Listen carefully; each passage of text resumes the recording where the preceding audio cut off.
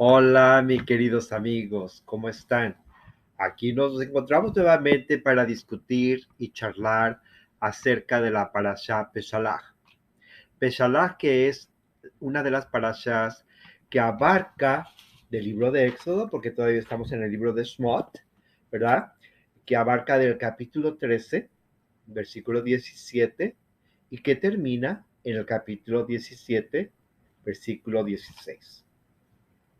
Esta parashá es única. En esta parashá, el Eterno nos habla y nos da una descripción fiel de todo y cuanto pasó. Cuando el pueblo de Israel es al final liberado por el faraón egipcio y les permite salir, pero que no fue fácil, porque recordemos que el Eterno le envió 10 plagas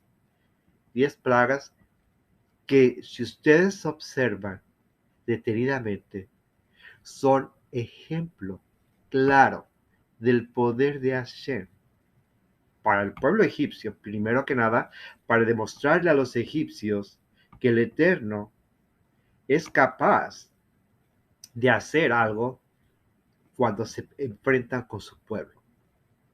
Y al pueblo egipcio le demostró que hay milagros que suceden porque Hashem es el único, el eterno, el todopoderoso, que puede vencer todo cuanto sea por proteger a su pueblo. Entonces, esas son las dos ejemplos de los milagros. Pero no solo eso. Ahora, el pueblo de egipcio, el pueblo de Israel sale, va caminando y nos dice en la parasha, ¿verdad? En las escrituras, que nos llevó no por el camino donde se encontraban los filisteos, porque no podrían enfrentarles nuevamente y entrarían en una guerra. Se los llevó por otro camino. Pero para todo esto, claro está, el faraón se arrepiente, porque se le ha ido toda su gente. Imagínense lo que son 2,4 millones de gente que se le va, porque eran 2 millones, ¿ok? Entonces Hollywood, lo siento Hollywood, se equivocaron porque en las películas siempre han mostrado que se abrió el mar muerto, o el mar rojo, se abrió y el pueblo de Israel pasó. ¿Cómo podría pasar 2,4 millones por ahí?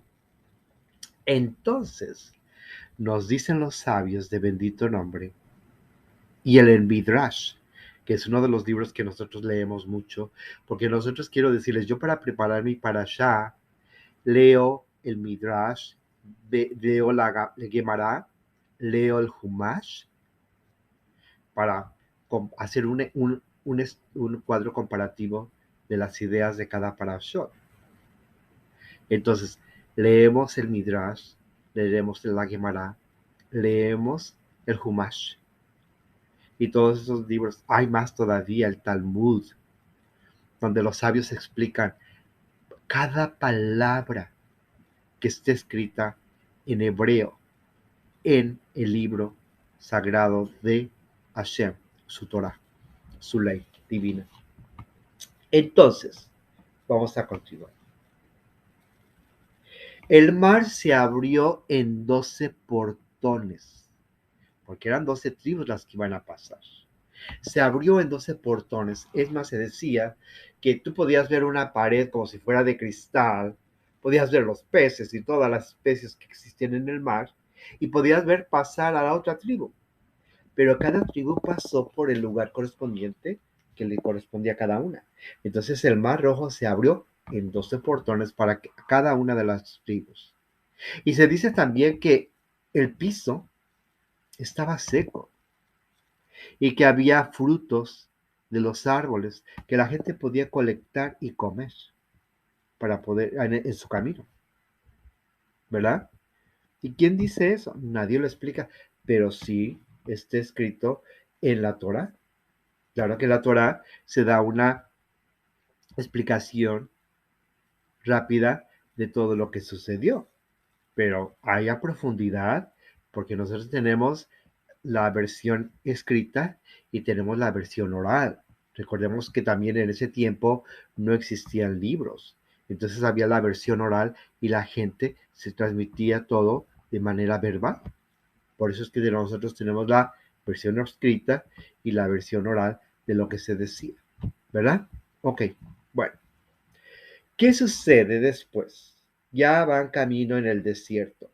Y entonces, imagínense en el desierto el calor intenso que hacía. Entonces Hashem protegió a su pueblo con una nube para que pudiera soportar, eh, no pudiera pasar por ese calor intenso que existe en el desierto. Y entonces se les acaban los víveres. ¿Y qué pasa? Ahora Hashem hace otro milagro. Y ese milagro lo hace por 40 años. Les da el maná. Ese es otro milagro, otra creación, algo que no existía en la tierra, el maná. Entonces, cada persona podía recibir 2 porciones de maná. Aquel que tomara el excedente se le echaba a perder.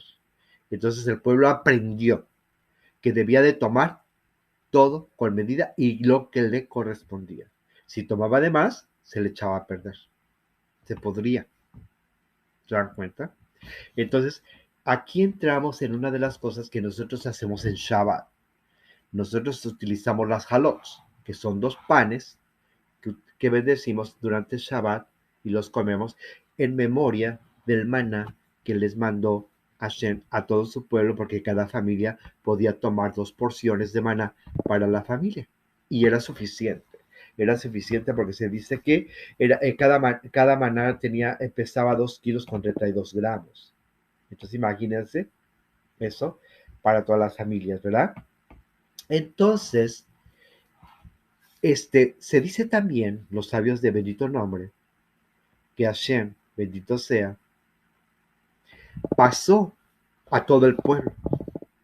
Pero ¿por qué no lo llevó por el camino más corto? Porque se dice que el camino que existía entre Egipto para ir a la tierra prometida podría llevarse solamente 11 días. Y al pueblo le tomó 40 años porque pasó dando vueltas y vueltas y vueltas. Porque se dice que Hashem, bendito sea, decidió que el pueblo en ese momento no estaba preparado para llegar a la tierra prometida. Había que educarle, había que quitarle todas esas cosas que traían de los egipcios.